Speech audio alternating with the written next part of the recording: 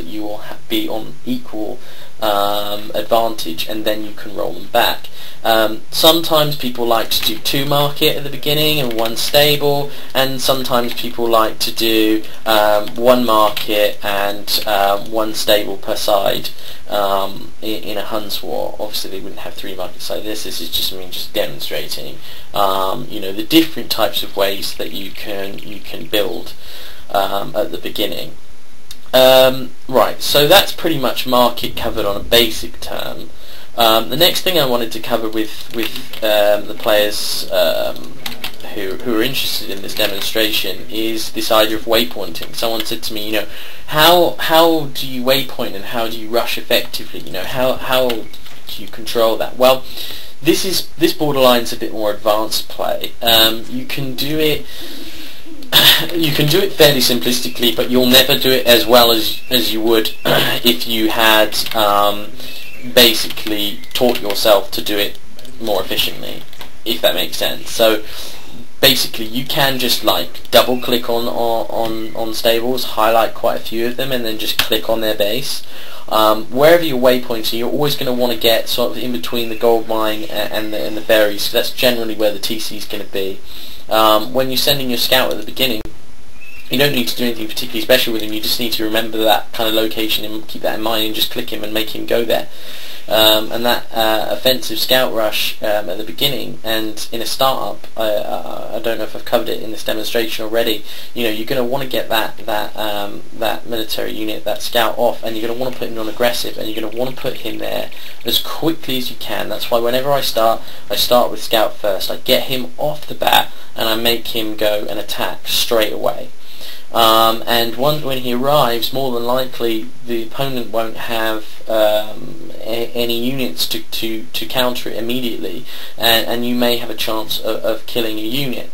And then you can follow that up in a rush if you believe that your scout has done enough damage, or you've identified when you've sent in your scout that they have a market. Then you can actually change your strategy, and you can say, well, I'm going to go full rush then. I'm not going to play defensively. I'm going to go, hell-bent rush. Now, stop building villages. I'm just going to focus on stables just to show you some of the ways that you can do it. Now, on a basic level, all you really want to do, or all you would do, is let's pretend that this gold mine is the enemy base. I'm not going to send them all the way over there. It'll just take me a million years to get there because I'm playing on like a giant map. And we pretend that this gold mine is their town centre. Now you can just make it so that it literally just goes in this instance to the left of the TC, or to the right, depending on from your perspective of where you're playing from. And basically, you can bring these in. They'll hone in on one point, and then from there you can coordinate them, and they can run into the base one by one. Now, one of the downfalls that I see of a lot of players is they'll often run into the base, not in groups like this, but more sort of one by one. And these paladins will be running in like this. Now, some players will prefer to just grab them as they go, and they'll click on the villagers. That actually is quite effective, and it's one of the things that I generally do, because you can fiddle around with numbering them, and and you can put them into little groups, and you can send them around, and that's effective in itself, very effective in itself. But generally speaking, if you've got them on the run, and you've already inflicted quite a lot of damage, you can generally just get one paladin to go on each villager. Now, how long do you want to waypoint and how long do you want to rush for? Well, that's all depends on whether or not you're losing the advantage with the rush. If you're losing the advantage and you want to stop as soon as possible after the initial few paladins running, because the worst thing you want to do is waste as many as that number of paladins on a rush or more, because that in itself is quite an opposing force on a battlefield. That's still going to do quite a lot of damage, so you're going to waste that on an initial rush. But for more advanced terms, what I will often do is I will navigate through the stables with a very easy to use keybind, which will be posted to accompany this video, and I will literally just waypoint around the gold, which as I said, it represents a town centre, and I will literally just, in this instance, I'm actually going around and I'm building paladins per stable. That's something I'm going to get into at a later date when I release more demonstration videos about how you can use and maximise efficiency of your stables, or not just necessarily stables, but many different buildings. But as you can see, I've managed to get them to waypoint in lots and lots of different locations, and from that I can then take them and I can actually relocate all of my paladins to a different waypoint. And as you see, I've just waypointed using this advanced sort of navigating around buildings and making them go to one spot, apart from this one here. Okay, fair enough, I just messed up slightly, but you get the idea. In a proper map I would be concentrating well enough that all of these paladins would just go to the same spot. So that is one way you can waypoint. There's no particular right or wrong, it's just how you want to go ahead and you want to play it. With regard to unit control, obviously formations, box formations, just a waste of time, and in my opinion so is the flank formation one, just never useful. That leaves staggered formation and line formation. These are both good, both have different uses. You know, staggered formation very quickly, you know, it can make your army look a lot bigger than it is, and you know, you can scare your opponent by making them think that you've got more units than you do. It also can mitigate damage from castles with regard to archer fire. It also can help you surround enemy units, and that kind of thing. So it's quite beneficial. Being close is just more about kind of penetrating the enemy force, and that kind of thing. So you know, you just play it by ear depending on what formation you want to do, but you will be using formations quite a lot when you play Huns. It does just depend on the situation. It is one of those things that you will just learn. I was talking to someone today about army control, and all I would generally say about unit control is that you just want to make sure that you're in control of your units, and just simply grouping your units is all you really need to do. Just make sure that whenever you're using your units on the battlefield, that they are numbered, and you can use them differently, and you can number them on the fly, and you can literally just take some units, make him group 2, make him group 1, and you know, and you can just move them around, and it really is that simple. Most of the time you just want to make sure that your army is coordinated, so that you're not just patrolling in one group and then one group. You actually want to make sure that these groups are acting together, that they've got synergy, and that they're patrolling, if that's patrolling is what you want to do, together at the same time to maximise damage and force. With regard to economy, basically very quickly, I mean, there's many different ways you can do it. 3 town centres around a gold is the general rule, and that's the general template.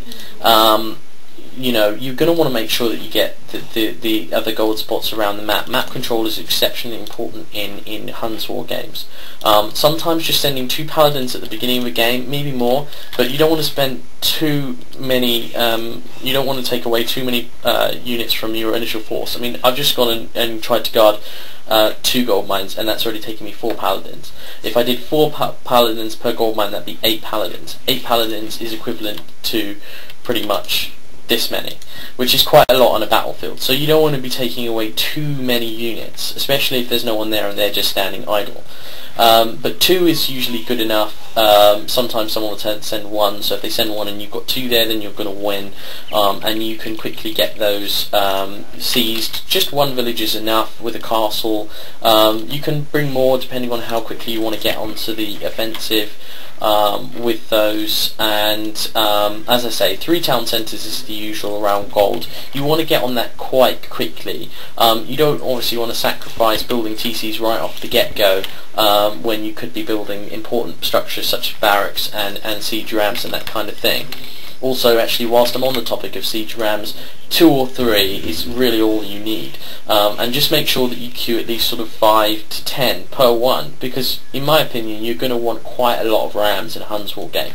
Depending on whether or not you've got the market will obviously dictate on how many you do, but if you've got a big army and no rams, then you're probably not going to get anywhere, because if they've castled themselves, then you're just going to run into trouble, and you're just going to have lots and lots of idle units, and you're just going to be running around the map while if your opponent wants wants to, they can pick away at you, and you can end up moving pretty much almost 200 units around the map, following in their every command. So you want to make sure that you get those rams out early, as I say. But as I say, 3 around the gold is perfect, and seizing that gold early is very, very important too. As I say, just one villager, put a castle next to it, and Bob's your uncle. Generally speaking, you can actually claim that gold mine, and you can send villagers to it. It's important to fight for these gold spots, more so if you haven't managed to yet mark it. Generally speaking, you should feel quite safe if you've got one extra gold mine and a main gold to begin with. As long as you're playing competently with regards to sort of grouping your units and using them efficiently on the battlefield, then you should be able to repel most opponents and what they have to throw at you.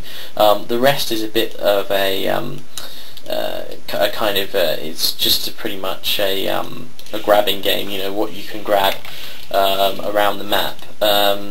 Population wise, obviously you don't want too many gold people around the gold mine. If you find that you're having excess, you can actually take a lot of those off, and then you can actually make them build farms in another area with a TC to accompany them. Obviously it depends on how far away they are and how much stone you have spare, and so on and so forth. Sometimes I'll just end up building a mill like that, and I'll just build farms around it, and that just gets them. If you watch, I mean, I'm going to build that mill quicker than I'm going to build that town centre, which means I'm more likely to get, I mean, obviously I've got a lot of villages there actually, so it's probably going to be about at the same time, but generally speaking that was only 4 and they built them at the same time, so they're going to be on food quicker than maybe these will be.